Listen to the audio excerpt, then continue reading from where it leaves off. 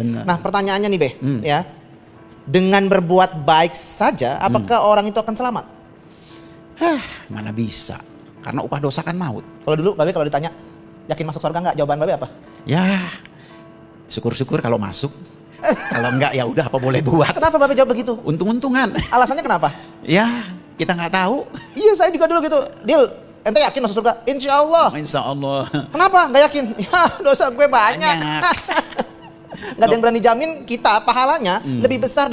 Sahabat Asik Ngaji, bagaimana jadinya kalau misalkan dalam kegiatan acara agama tertentu, kemudian di dalam kegiatan tersebut ada pembahasan terkait daripada Al-Quranul Karim.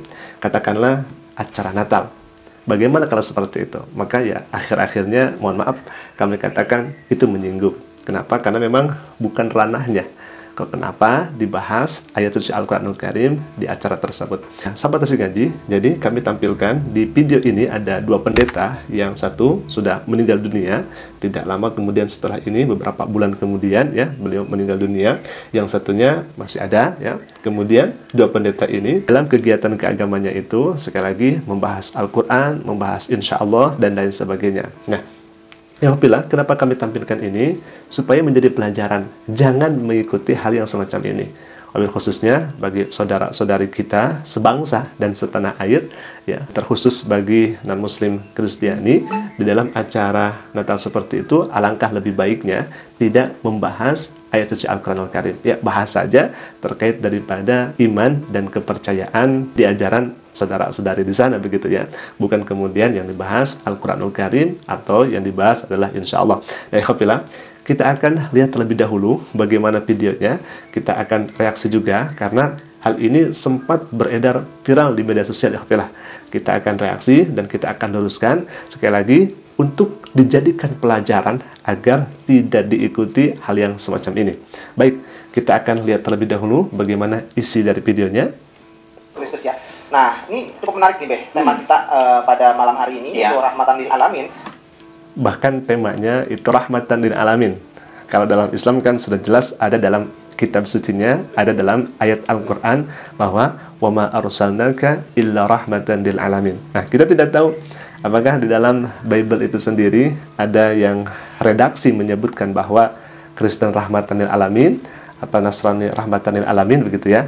Hemat kami dan sepengetahuan kami, sependek pengetahuan kami, itu dalam Bible-nya, mohon maaf, tidak ada kata tersebut rahmatan lil alamin. Alhamdulillah, mohon maaf kalau misalkan kami keliru, begitu ya. Baik, kita akan lanjutkan lagi ke videonya, silakan. Rahmat bagi semua ya.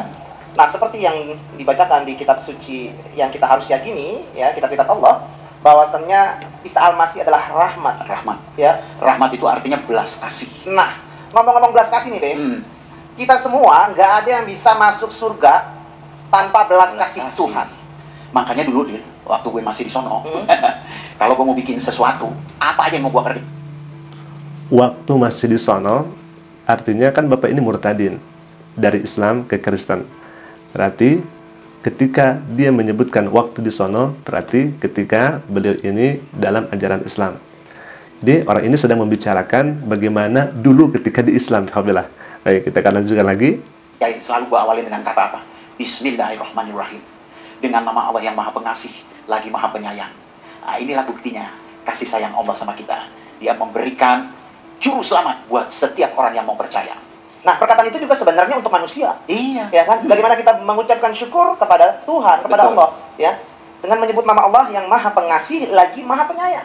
Nah, itu cocok untuk kita manusia. Benar. Nah, makanya kitab-kitab suci ya, khususnya di dalam kitab suci Al-Qur'an dimulai dengan bismillah, ya itu sebenarnya buat kita. Betul. Ya. Dan bentuk kasih Tuhan, bentuk kasih Allah sama kita, Dia kirimkan rahmat itu, kasih itu, yaitu Isa Al-Masih, Yesus Kristus ke dunia ini, Be. Betul. Kan dia bilang, aku datang bukan untuk orang benar, tapi untuk orang berdosa. Kita semua kan udah berdosa. Nggak ada yang nggak jatuh dalam dosa. Ya, Nggak ada, Be. benar. Ini pernah nih, Dil. Baik, ya ikhwah. Jadi pertama mereka membahas Al-Quran, ya, kitab suci yang katanya wajib diimani, wajib dipercayai. Kemudian setelah ke sana dia membahas Bismillahirrahmanirrahim yang semestinya itu untuk kita katanya. Bismillahirrahmanirrahim. Ya betul, karena setiap kita mengawali aktivitas kita harus membaca Bismillahirrahmanirrahim. Nah, yang menariknya di sini katanya sebagai bentuk rahmat Allah, sebagai bentuk kasih sayang Allah, Allah menurunkan Isa atau menurunkan Yesus Kristus untuk kita semua. Nah, alhamdulillah, sebagaimana kita ketahui bahwa Isa Al-Masih dalam Al-Quranul Karim bukan rahmatan lil alamin, bukan untuk semua, tetapi ila Bani Israel, bagi Bani Israel.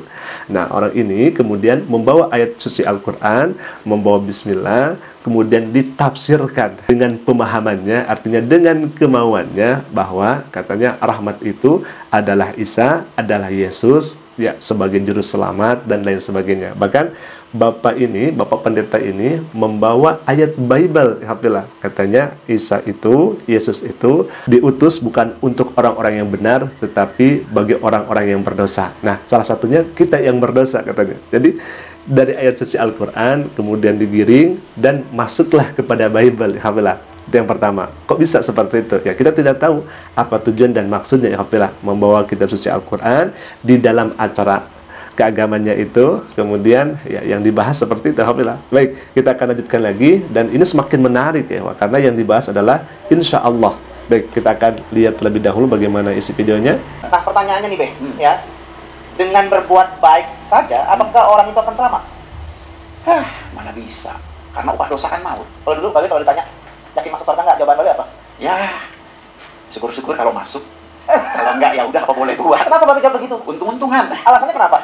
Ya, kita nggak tahu. Iya, saya juga dulu gitu. Dia, ente yakin masuk surga? Insya Allah. Insya Allah. Kenapa nggak yakin? Ya, dosa gue banyak. Nggak ada yang berani jamin kita pahalanya lebih besar daripada perbuatan dosa kita. Benar. Nah, harus ada yang namanya kasih Tuhan, rahmat itu sendiri, Rahmat yaitu itu, Isa Al-Masih, ya, rahmatan lil alamin. Di sini sangat menarik untuk kita bahas ketika Bapak ditanya dulu ketika di agama seberang, bagaimana, apakah Anda masuk ke dalam surga? Ya, syukur-syukur deh, masuk juga.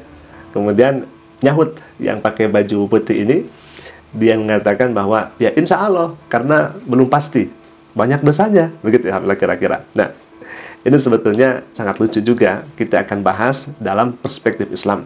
Terkait insya Allah, artinya jika Allah menghendaki.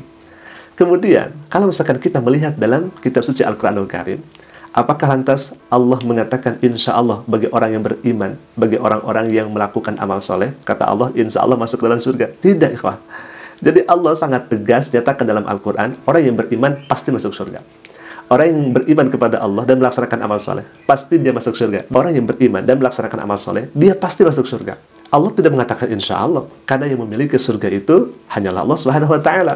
Tetapi sopan santun kita, adab dan tata krama kita harus mengucapkan insya Allah. Kenapa? Karena kita tidak pasti apakah kita nanti mati membawa iman dan Islam. Kalau misalkan kita iman dan Islam, pasti masuk surga. Karena sudah banyak ayat dalam Al-Quran. Bahkan Nabi saja mengatakan, man qala la ilaha illallah dakhalal jannah. Barang siapa yang mengucapkan la ilaha illallah, tidak Tuhan selain Allah, maka dia pasti masuk surga. Nabi di sana tidak mengatakan insya Allah. Apalagi Allah Ta'ala tidak mengatakan insya Allah atas izinku, tetapi Allah mengatakan innal ladzina amanu wa 'amilus solihati ulaika hum khairul bariyah. Orang-orang yang beriman dan melaksanakan amal soleh, maka orang tersebut adalah sebaik-baiknya makhluk, kata Allah, sebaik-baiknya manusia. Lihat di ayat selanjutnya, jazaohum inda rabbihim jannatu adnin tajri min tahtihal anharu khalidina fiha abada. Dan Allah akan sediakan bagi orang yang beriman dan melaksanakan amal soleh itu apa? Surganya Allah Subhanahu wa Ta'ala. Allah tidak mengatakan insya Allah, tetapi kesopanan kita kepada Allah, tata krama dan adab kita kepada Allah Ta'ala, kita mesti mengucapkan insya Allah. Tetapi Allah Subhanahu wa Ta'ala menjanjikan, sekali lagi, menjanjikan bagi orang yang beriman, bagi orang yang melaksanakan amal soleh, masuk ke dalam surga. Nah, inilah kemudian yang disalahpahami oleh orang-orang. Katanya dengan mengucapkan insya Allah itu, ya memang umat Islam tidak pasti masuk ke dalam surga. Padahal Allah sudah memberi kepastian dan jaminan orang yang beriman masuk ke dalam surga. Akan tetapi, sekali lagi, kembali lagi, tata krama kita, sopan santun kita, adab kita kepada Allah Rabbul Alamin, tentu kita masuk surga itu atas izin Allah Subhanahu wa Ta'ala. Jadi jangan disalahpahami. Nah, ya itulah video yang kami perlu reaksi agar sekali lagi tidak diikuti oleh saudara-saudari kita sebangsa dan setanah air supaya tidak mengikuti jejak langkah yang ada dalam video ini, karena ya sekali lagi mohon maaf bisa menyinggung persaudaraan umat beragama di Indonesia ini. Alhamdulillah, mungkin itu dulu video yang bisa kami sampaikan, semoga bermanfaat, dan jika bermanfaat silakan klik share tombol subscribe-nya dan jangan lupa berikan juga notifikasinya agar setiap kami upload video baru insya Allah akan menjadi pemberitahuan untuk kita semua. Assalamualaikum warahmatullahi wabarakatuh.